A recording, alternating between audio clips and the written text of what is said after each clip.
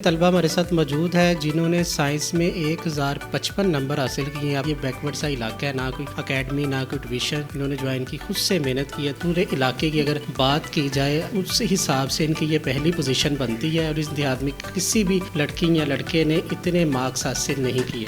जी नाज़रीन, तलबा हमारे साथ मौजूद है जिन्होंने साइंस में 1055 नंबर हासिल किए हैं। अब ये बैकवर्ड सा इलाका है, ना कोई एकेडमी ना कोई ट्यूशन, इन्होंने ज्वाइन की, खुद से मेहनत की है। तो इनसे पूछते हैं इनका सबसे फेवरेट सब्जेक्ट कौन सा था और कितना टाइम ये रोज़ाना स्टडी को देती थी जिसकी वजह से इनके इतने अच्छे मार्क्स आए। और इस पूरे इलाके की अगर बात की जाए देहात की, जो इर्द गिर्द के देहात है, तो उस हिसाब से इनकी ये पहली पोजीशन बनती है और इस देहात में किसी भी लड़की या लड़के ने इतने मार्क्स हासिल नहीं किए।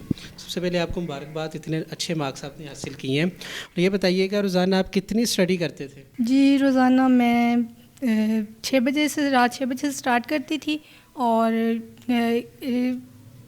मैक्सिमम 11-12 बजे तक, और उसके बाद सुबह फजर की नमाज़ के बाद। और मेरी फ़र्स्ट प्रायोरिटी यही होती थी कि जो मुझे सबक मिला है उसको मैं अच्छी तरह से तैयार करूं। और मुझे हमेशा से यही था कि मैंने, जो मेरे टीचर्स को मुझसे उम्मीदें हैं, मेरे पेरेंट्स को मुझसे उम्मीदें, मैंने उन्हें पूरा करना है। फेवरेट सब्जेक्ट कौन सा था और वो सब्जेक्ट कौन सा था जिससे आप जान छुड़ाती थी कि ये बिल्कुल ही ना हो तो अच्छी बात? मेरा फेवरेट सब्जेक्ट जो था वो इंग्लिश था। वैसे तो सब्जेक्ट सभी अच्छे थे, लेकिन जैसे कि आप पूछ रहे हैं कि इंटरेस्ट की बात होती है, तो उर्दू में मेरा ज़्यादा इंटरेस्ट नहीं था। और बाकी सब्जेक्ट सभी इजी थे, अच्छे थे, लेकिन मेरा ज़्यादातर इंटरेस्ट जो था वो इंग्लिश में था। अच्छा, हमने देखा है बाज़ औक़ात लोग मैथमेटिक्स में तो लड़कियां तेज़ होती हैं, बायो को ले लें, केमिस्ट्री को ले लें, फिर फिज़िक्स को ले लो, जो न्यूमेरिकल्स वगैरह करने होते हैं उसे जान छुड़वाती हैं। उसके लिए एकेडमी या ट्यूशन की टीचर की बहुत ज़रूरत पड़ती है।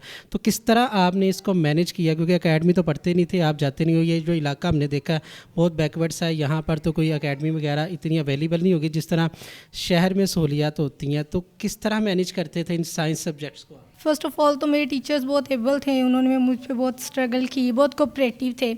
इसके अलावा मैंने खुद पे उन पे बहुत ज़्यादा, जो मुझे काम मिलता था मैं उन पे अच्छे तरीके से मेहनत करती थी, उन्हें डीपली लेती थी।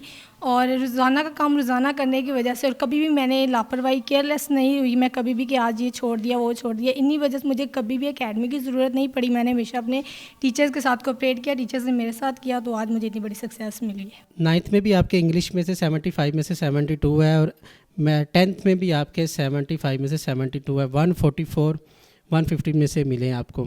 ठीक है। और दूसरा जो सब्जेक्ट्स आप अगर बात की जाए फिज़िक्स या केमिस्ट्री की, तो वो उनमें कितने मार्क्स हैं? मेरे जो पार्ट 1 था ना, तो साइंस सब्जेक्ट्स जैसे फिज़िक्स, केमिस्ट्री, बायो, मैथ्स, इनमें तो मेरे जो फर्स्ट पार्ट में कंप्लीट सभी पूरे मार्क्स थे।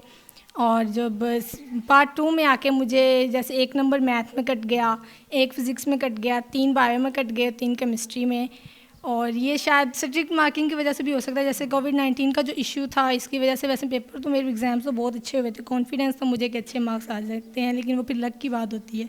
कौन सी टीचर आती थी जिसने सबसे ज़्यादा कोऑपरेट किया और कौन सा आपको पसंद थी टीचर की? इसने मेरे साथ काफ़ी टीचरों ने तो किया होगा, किसी एक का नाम लेना हो तो नाम ले सकती हैं आप? जी, मैं मैथ के टीचर का ले सकती हूँ। वो मेल टीचर थे, उन्होंने बहुत कोऑपरेट किया मेरे साथ। पहले मुझे थोड़ा डिफ़िकल्ट लगता था ये सब्जेक्ट, लेकिन जैसा कि उन्होंने मुझ पे मेहनत की और उनके कोऑपरेशन की वजह से मेरा इंटरेस्ट हुआ इसमें। तो मेरे पार्ट 1 में तो पूरे 75 है, पार्ट 2 में 74 हैं। तो मैं कहती हूँ कि ये क्रेडिट मुझे नहीं, मेरे उन टीचर को जाता है जिन्होंने मुझे ये सब्जेक्ट पढ़ाया। अच्छा, मुझे ये बताएं आगे क्या स्टडी करना चाह रही हैं, क्या बनना चाह रही हैं आप? आगे मैंने मेडिकल में एडमिशन लिया और मेरा बहुत बड़ा ख्वाब है कि मैं डॉक्टर बनूँ। आगे भी मुझे यही है कि मैं अच्छे मार्क्स हासिल कर सकूँ, तो उस मेहनत की ज़रूरत है। अल्लाह, बहुत उम्मीद है आगे जो फिर। अच्छा, मेडिकल में आपने एडमिशन ले लिया, कौन से कॉलेज में लिया? Kips college. किप्स कॉलेज कसूर में। जी। तो किसी की तरफ से अभी आपको कोई अप्रिशिएट किया गया कि स्कॉलरशिप मिली है, या कॉलेज वालों ने, आप बैकवर्ड इलाके से गई हैं तो कोई उन्होंने आपके साथ स्कॉलरशिप आपको दी है कोई? नहीं, अभी तक तो कोई स्कॉलरशिप नहीं मिला। वैसे स्कॉलरशिप, एडमिशन तो स्कॉलरशिप पर ही हुआ है। वैसे जैसे कि आप पूछ रहे हैं कि कोई स्कॉलरशिप मिला, तो नहीं है, अभी तक कोई स्कॉलरशिप नहीं मिला। अच्छा, मेडिकल में क्या आप डॉक्टर बनना चाह रही हैं? जी, इंशाल्लाह। तो कौन सा स्पेशलिस्ट आपने बनना है? बच्चों का स्पेशलिस्ट बनना है, ब्रेन का बनना है, किडनी का बनना है, क्या टारगेट ये रखा है? मुझे हार्ट स्पेशलिस्ट बनने का बहुत शौक है। जी, तो उसमें ज़्यादा मेहनत होती है, तो उम्मीद आगे भी ऐसे मेहनत, अब मैं स्ट्रगल को कंटिन्यू रखूँगी अपनी, फिर आगे जो किस्मत। ताकि हार्ट सर्जरी आप यहीं पे कर सकें और जो हमारे हुक्मरान है इलाज के लिए बाहर ना जाए। जी।